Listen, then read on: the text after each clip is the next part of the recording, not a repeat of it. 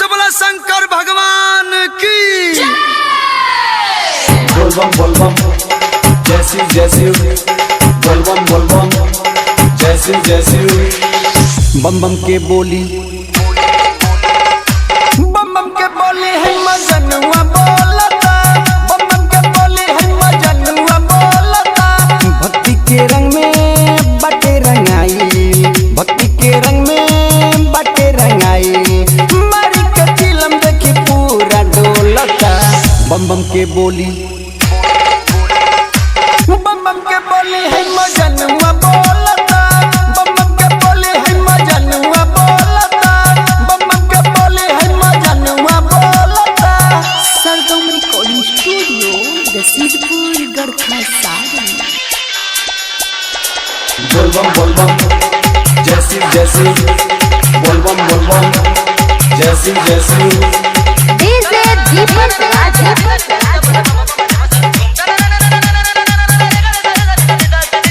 69 रामपुर जागा 6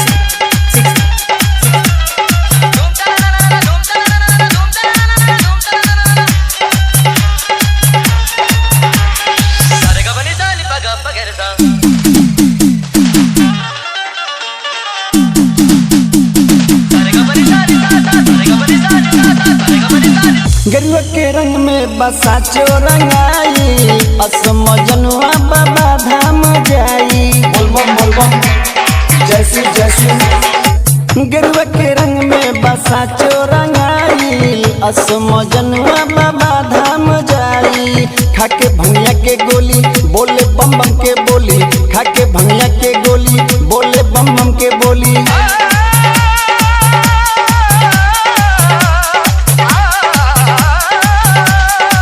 खाके भंगिया के गोली बोले बम बम के बोली, खाके भंगिया के गोली बोले बम बम के बोली।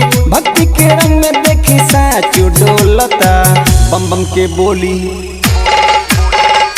बम बम के बोली है मजनुआ बोलता, बम बम के बोली है मजनुआ बोलता, बम बम के बोली है मजनुआ बोलता। बोलबम बोलबम जैसी जैसी, बोलबम बोलबम जैसी जैसी।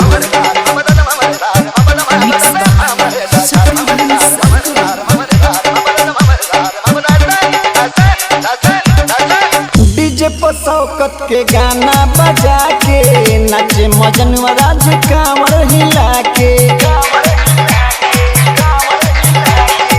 डीजे पर शौकत के गाना बजा के नाचे मजनुआ राज कांवर हिला के।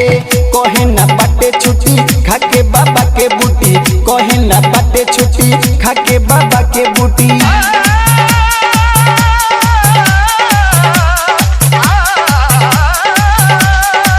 कहे ना बाटे छुट्टी खाके बाबा के बूटी, कहे ना बाटे छुट्टी खाके बाबा के बूटी। बाबा के भक्ति में साचे डोलता, बम बम के बोली, बम बम के बोली है मजनुआ बोलता, बम बम के बोली है मजनुआ बोलता, बम बम के बोली है मजनुआ बोलता। जागा 6 6 6